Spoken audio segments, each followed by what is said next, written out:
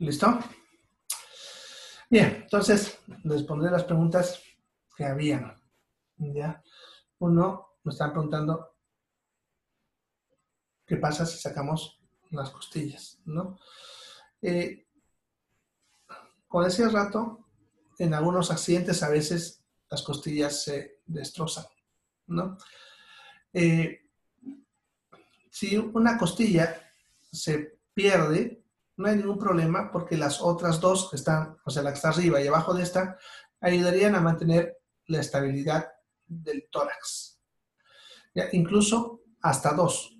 Pero se ha visto que con una tercera costilla empezaría a tener problemas respiratorios, lo que llamamos nosotros dificultad, tórax inestable, ¿ya? Pero también depende del paciente. En algunos pacientes, incluso con dos costillas ya, pudiese tener inestabilidad del tórax. Eso depende si tiene también daño a nivel pulmonar, ¿ya? Pero estamos hablando de las costillas de la 1 a la 12ª, que ayudan a formar todo el aparato respiratorio también. Ya, en cambio, de la 11ª y la 12ª, incluso las otras que les decía, la 13ª y la 14ª, si es que hay, no trae ninguna complicación ni ningún problema. Ya pudiésemos traerla, porque incluso les había mencionado que esta pudiese faltar de nacimiento y no tendría ningún problema. Ya, entonces no hay problema con esas costillas. Ya, bien, a ver, otra pregunta, a ver, un momentito, vamos a...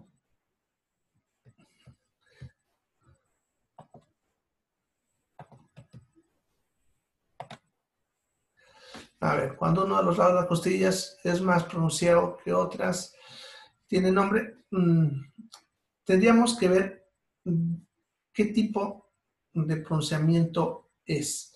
Si es una malformación de nacimiento o se ha formado. Sin embargo, no hay un nombre específico para decirte, así como a veces cuando tenemos malformaciones del tórax, les llamamos, por ejemplo, tórax excavatum, tórax carinatum, que tienen nombrecitos. Ya, si es del nacimiento, dependiendo del tipo de problema. Puede ser una atresia costal, una hipoplasia costal de algún lado. O también puede ser, si es que es adquirido, o sea, que no nació así, pero se fue formando, puede ser incluso hasta raquitismo. Pero habría que verlo a poder decirte qué tipo de problema es. ¿Ya? Eso en cuanto Doctor, a si es más pronunciado o no de un lado. ¿Sí? Escucho. doctor, pero ¿habría alguna complicación conforme a su crecimiento con el tema ya sea de los pulmones o del corazón? Por eso, depende del tipo de malformación o patología que tuviese.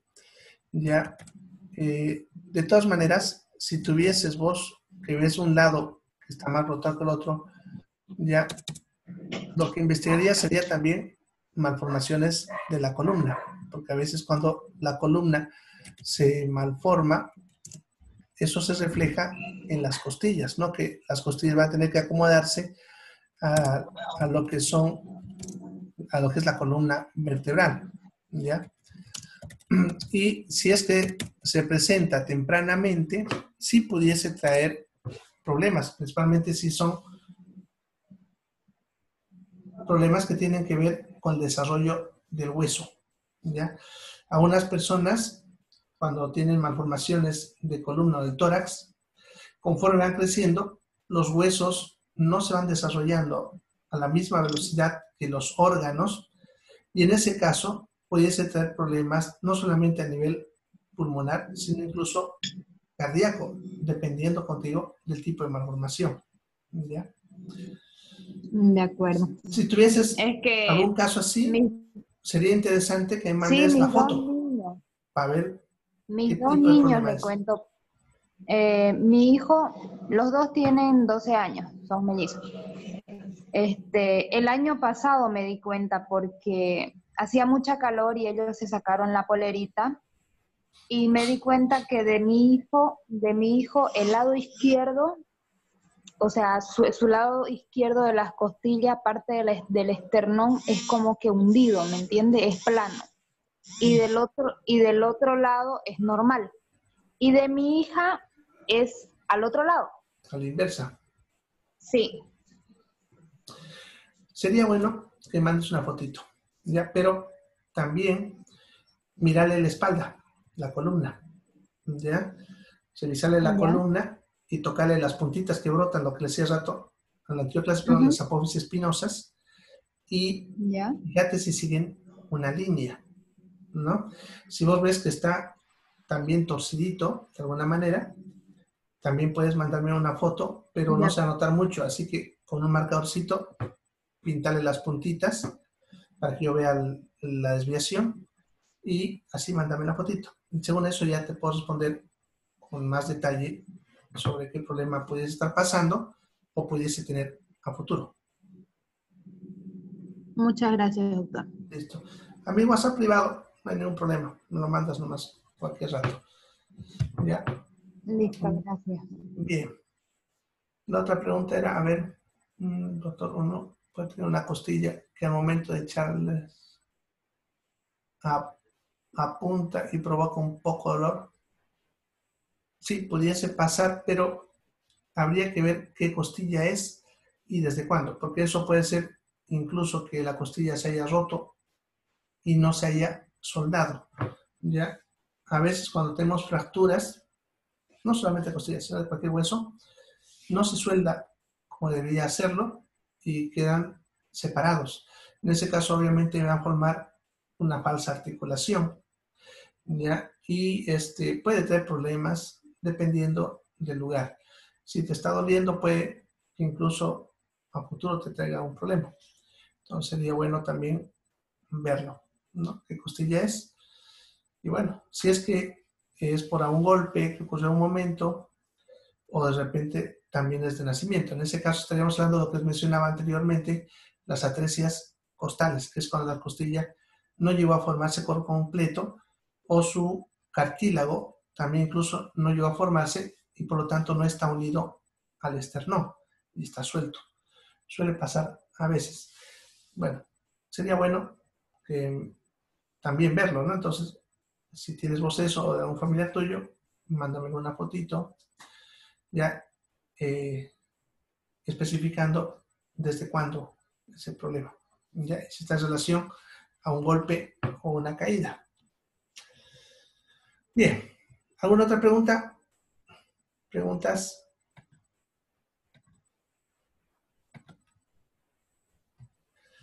Bueno, entonces, con eso terminaríamos tórax. ¿Ya? Vamos a ver ahora cintura pélvica. No, perdón, cintura escapular. Me está saltando la cintura escapular. ¿Ya? La cintura escapular es la estructura que se encuentra en la parte superior del tórax y donde nace el cuello. ¿Ya? Sería esta porción de acá, si ustedes quieren. Bueno, ahí. Sería formado por el manubrio del esternón, esta partecita que hemos visto, las dos clavículas, en este caso solamente tenemos la del lado derecho, vamos a ver aquí el lado izquierdo, entonces las dos clavículas y las dos escápulas, que sería este hueso de acá, ¿no? Entonces, eso se le conoce como cintura escapular. Ya estaría formada por esos huesos. Ya, como el esternón, ya lo hemos visto, entonces no hay que repetirlo, ¿no? Vamos a ver las clavículas y las escápulas, ¿ya? Y para eso tenemos que irnos a otra página. Pero tengo...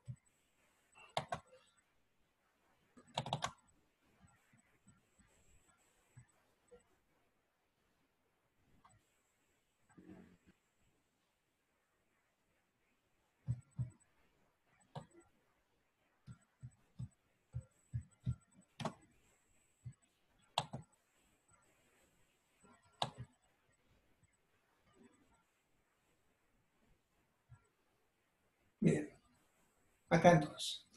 Entonces ahí vemos a la clavícula, vista de arriba y vista de abajo. Ya la clavícula es un hueso también aplanado, ya, por lo tanto solamente tiene una cara superior y una cara inferior, ¿no? En esta imagen vemos arriba la cara superior y abajo la cara inferior. Va a tener dos extremos, el extremo medial, que es el que toca al esternón, y el extremo lateral, llamado también extremo acromial, que es el que topa al acromio de la escápula, ya los huesos de la escápula. En cuanto a la cara superior, es completamente lisa. Eso significa que en toda la cara superior no hay ningún detalle anatómico que hablar. Es liso por completo. En la cara inferior tendríamos a los siguientes detalles. Vamos a ir de medial a lateral. Ya primero, esta cara o impresión, que es el lugar donde se inserta el ligamento costoclavicular. ¿Ya? Es una superficie que en algunas personas se nota, en otras no se nota. ¿Ya? Bien, luego seguimos avanzando y luego tenemos un canal, este canal, que es el canal para el músculo subclavio, o también llamado surco subclavio. Ya es una marca que deja el punto donde se inserta el músculo subclavio. Seguimos avanzando y luego tenemos el tubérculo conoideo, que se llama así por la forma de cono, y luego la línea trapezoidea. ¿Ya? Entonces, eso sería lo que es la escápula, pero la clavícula. Ya me estoy viendo el otro hueso. Bien, entonces vamos a ver ahora la escápula. Nos decían.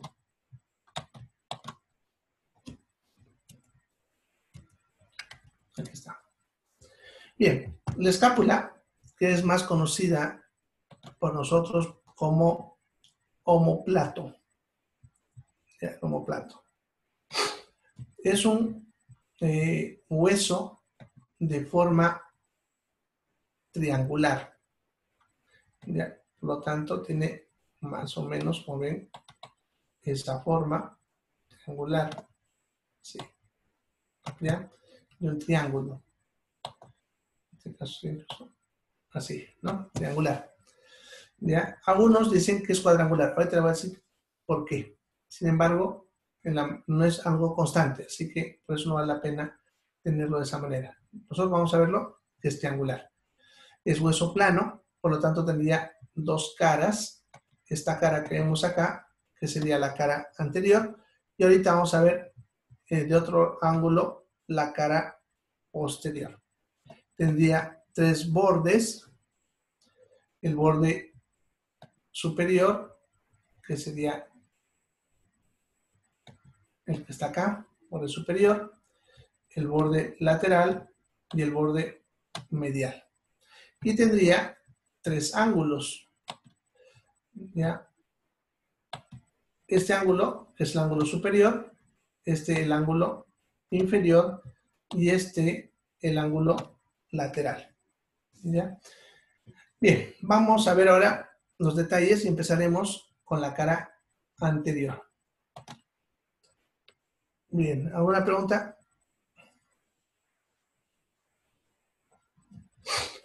Bien, Entonces, en cuanto a la cara anterior. Ya, en la cara anterior tendríamos en toda la cara una fosa, ya que es la fosa subescapular. Aquí incluso lo ven un poco sombreadito. Sería esto que estoy dibujando. ¿Ya? Esa es la fosa subescapular. ¿Ya? Todo eso es en la cara anterior. No habría más que hablar de la cara anterior. En la cara posterior tendríamos los siguientes detalles. Primero, esta punta de acá, que sería la espina de la escápula, esa estructura. ¿Ya? En base a esta, se le va nombre a las fosas que están en la parte superior y la parte inferior. ¿Ya? Entonces, en la parte superior tendríamos una fosa, esta fosa de acá, que se llama justamente fosa supraespinosa, ¿no? Porque está encima de la espina. Y luego tendríamos esta otra fosa, más grandecita, que se encuentra en la parte inferior, que se llama la fosa infraespinosa. ¿Ya? Entonces, en la cara posterior tenemos tres detalles: la espina y la escápula, la fosa supraespinosa y la fosa infraespinosa. Nada más encontraríamos en las caras. Vamos a ver ahora los bordes y luego los ángulos.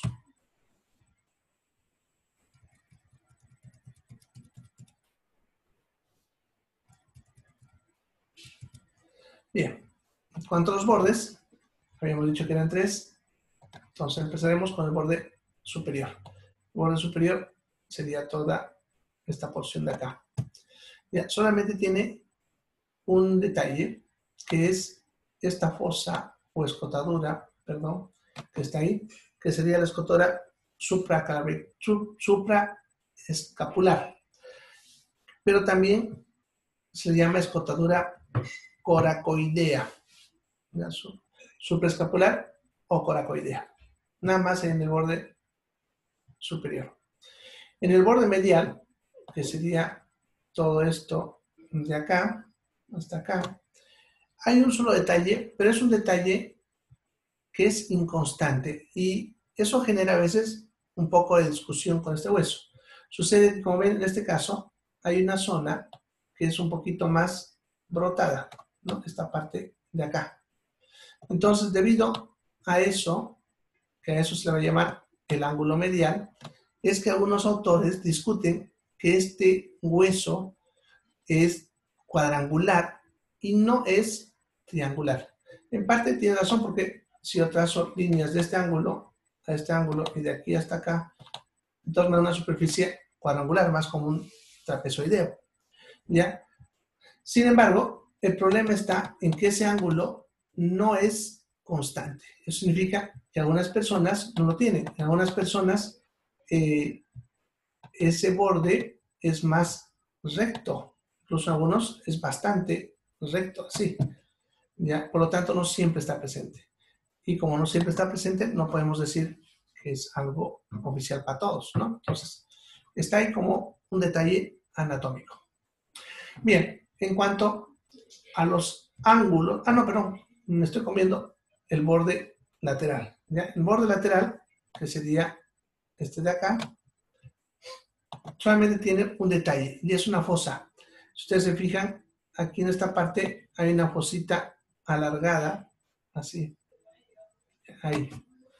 Ya, esa es la fosa subglenoidea, fosa subglenoidea. Ya, se llama así subglenoidea porque está debajo de la cavidad glenoidea. ¿Ya? Bien, hasta ahí sería lo que es el borde lateral o los bordes. ¿Ya?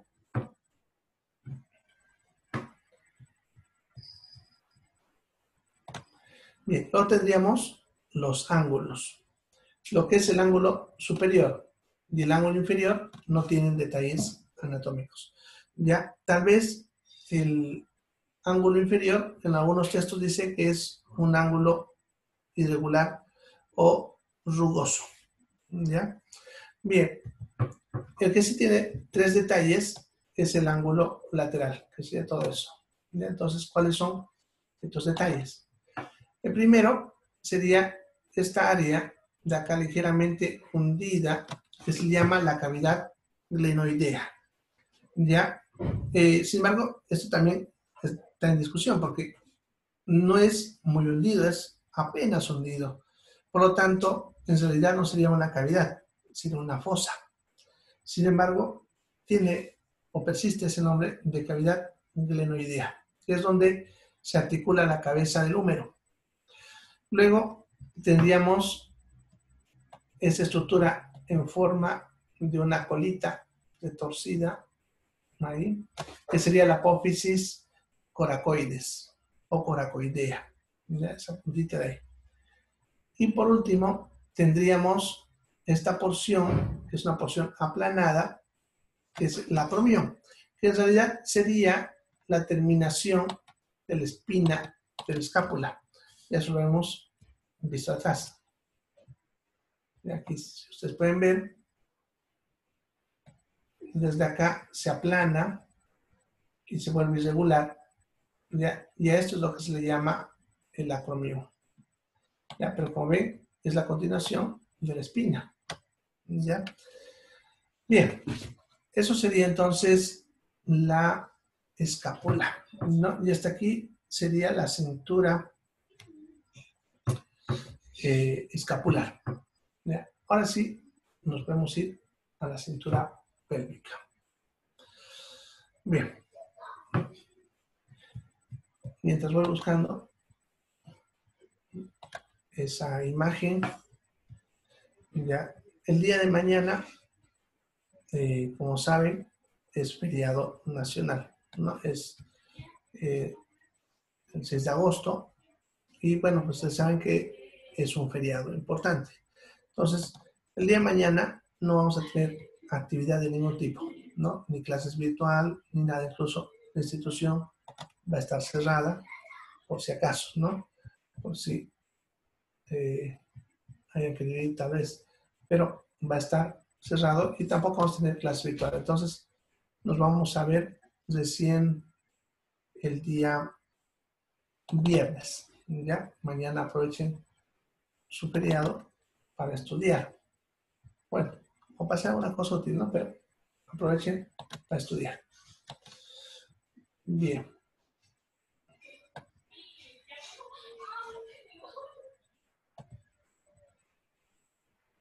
Entonces vamos a ver ahora la cintura pélvica.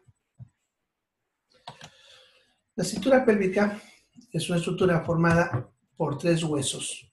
El hueso sacro y los 2 huesos coxales. ¿Ya? Este de acá es el hueso sacro que ya lo vimos cuando hablamos de columna vertebral. Y a los lados ven a los 2 huesos coxales, ¿no? Este de acá sería el coxal del lado izquierdo y este el coxal del lado derecho. Como son iguales, solamente vamos a hablar de uno. Ahora, en cuanto al sacro, obviamente no lo vamos a ver. Vamos a ver el hueso coxal. Ya, en cuanto a su forma, es un hueso de forma cuadrangular, pero con una de sus puntas torcidas. A ver, espera un ratito. A ver si tengo aquí un papelito. Vamos a ver. No olvidé ese papel.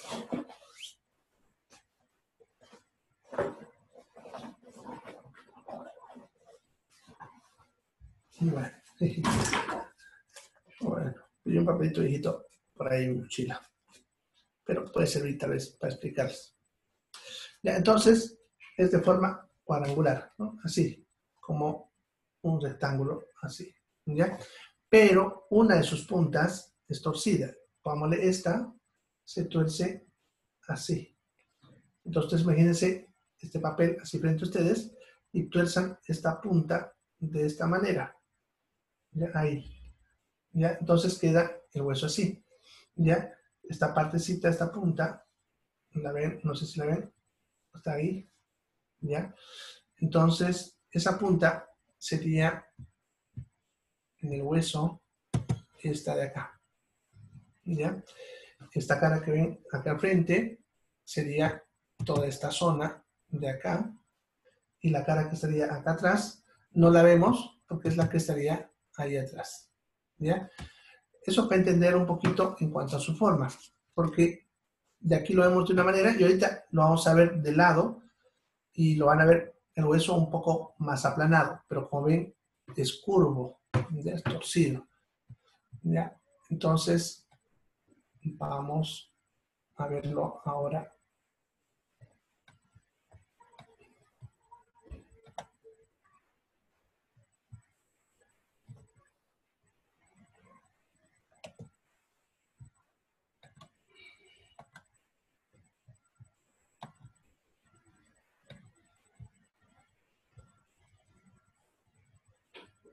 Aquí está.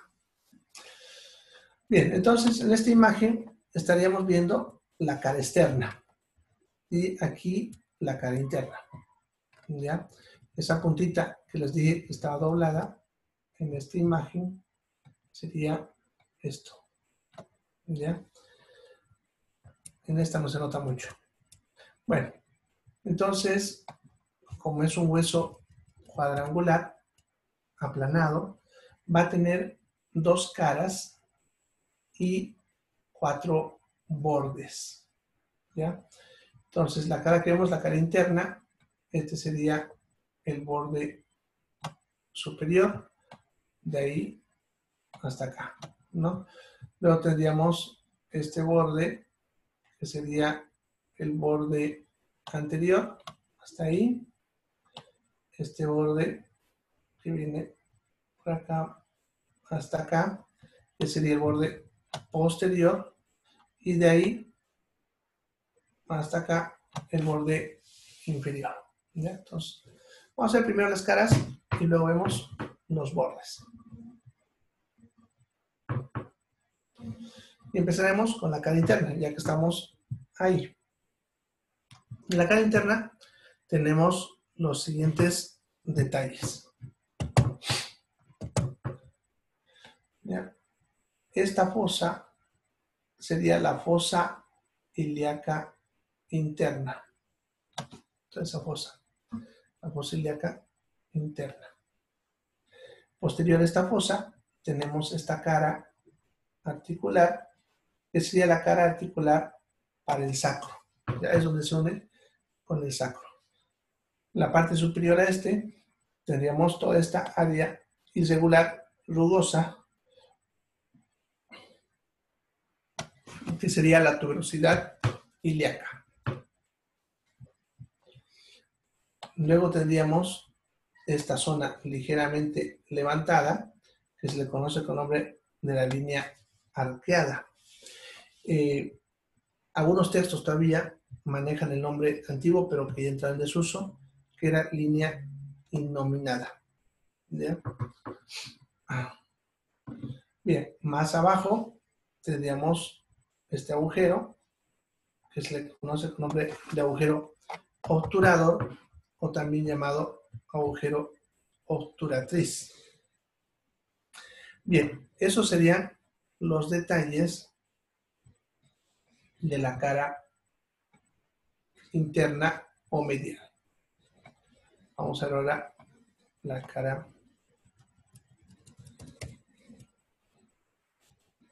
externa. En esta cara tendríamos lo que es toda esta fosa de acá, que sería la fosa ilíaca externa, ¿ya? Y dentro de esta fosa tenemos tres líneas. Esta línea de acá, esta otra y esta más larguita que está justamente casi en el borde. ¿Ya? Las tres líneas tienen el mismo nombre, se llaman líneas glúteas y son las marcas que dejan los músculos glúteo superior y glúteo medio, ¿ya? Luego, si nos vamos un poco más hacia la parte inferior, tenemos esta cavidad, ¿ya? Que se le conoce con nombre del acetábulo, ¿ya? O cavidad acetabular, ¿ya? Los bordes de esta cavidad son ligeramente elevados, ¿ya? Por lo que se suele llamar la ceja del acetábulo o el limbo del acetábulo. Ya esa parte que estoy recalcando, ¿ya? Sin embargo, como ven, hacia la parte más inferior desaparece y aparece una entrada, ¿sí? Esa entrada se le conoce como nombre de escotadura acetabular, ¿ya? Y luego el mismo agujero que se ve al otro lado, que sería el agujero obturador o agujero obturatriz. Bien, eso sería lo que se encuentra en sus caras, ¿ya? Luego tendríamos lo que son los bordes. Y empezaremos con el borde superior.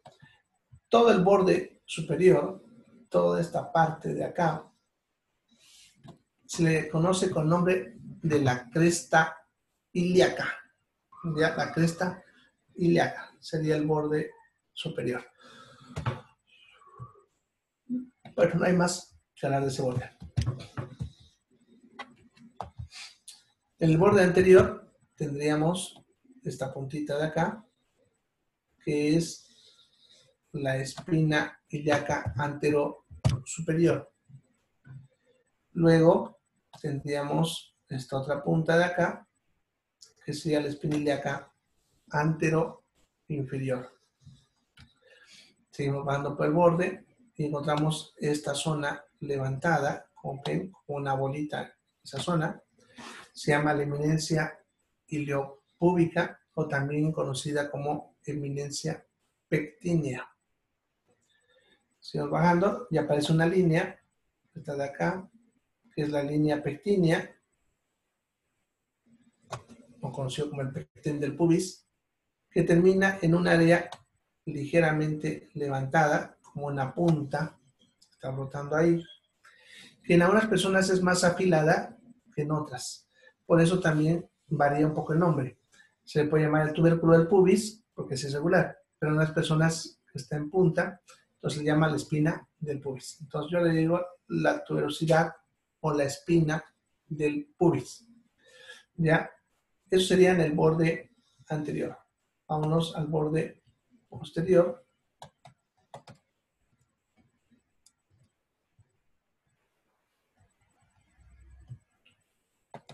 Y el borde posterior sería todo esto hasta acá. ¿Ya? Bien, en este borde encontramos los siguientes detalles. Primero, este levantamiento que ven acá, que sería la espina ilíaca postero superior.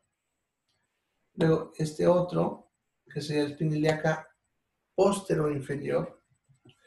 Luego aparece esta entrada, que es la escotora ciática mayor. Esta otra entrada, que sería la escotora ciática menor. Y entre ambas, como ven, una punta que brota, que se llama la espina isquiática o la espina ciática. Luego empieza a volverse más grueso, como en esta zona, se engruesa y se vuelve rugoso. A esa área se le conoce con nombre de la tuberosidad isquiática y es la parte que usamos para sentarnos, ¿ya? La tuberosidad isquiática. Luego nos tocaría ver el borde inferior, que sería desde acá hasta acá. Entonces, el borde inferior tenemos parte también de la tuberosidad isquiática. Como ven, una parte es para el borde posterior y otra para el borde inferior.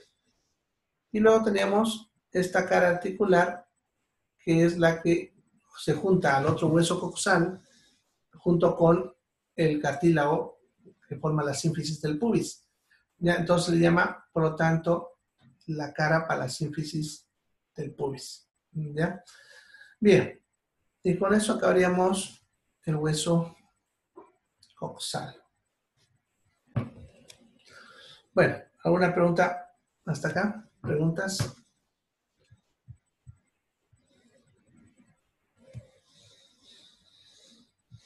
Bueno, entonces me queda 4 minutos o menos de 4 en realidad. Bien, entonces quedaremos por ahí, para que no se chipen más. El día viernes, todos saben que mañana no vamos a pasar clases. El día viernes avanzaríamos los huesos del miembro superior y del miembro inferior. Y con eso acabaríamos los huesos.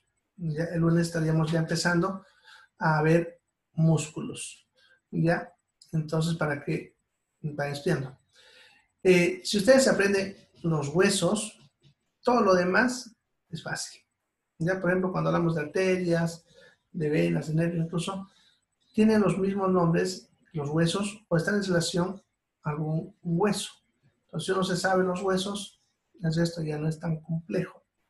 Ya, lo más difícil es aprender esos huesos. Así que si ustedes consiguen aprenderse bien los huesos, ya pasaron lo más difícil de la anatomía, ya que son los huesos. Más que todo, por sus nombres, como han visto, suelen tener. ¿Ya? Como consejo para estudiar anatomía, es bueno dibujar, aunque sus dibujos les salgan feos, ¿ya? Pero uno dibuja y va poniéndole las partes y va a ver cómo uno se memoriza más fácilmente que estar leyendo, ¿ya? Entonces, si usted quiere estudiar anatomía, mejor vaya dibujando, les va a ser más fácil. No necesariamente tiene que ser un dibujo perfecto. Ya, por ejemplo, si vamos a dibujar la escápula, yo, por ejemplo, lo dibujaba así como un triángulo. Aquí le ponía la apófisis coracoides, el acromión y la cavidad glenoidea. Entonces, uno al dibujar se le va quedando los nombres, ¿ya? Entonces, eso es bueno que lo practiquen en anatomía más que todo, que eso es lo más difícil de memorizar tanto. Bueno, ¿alguna pregunta? ¿Preguntas? Ya tengo un minutito apenas. ¿Me preguntas?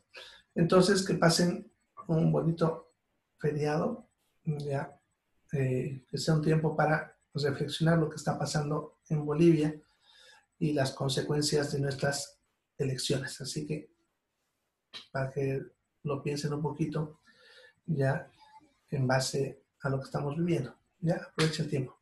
Nos vemos el viernes entonces. Chao, chicos.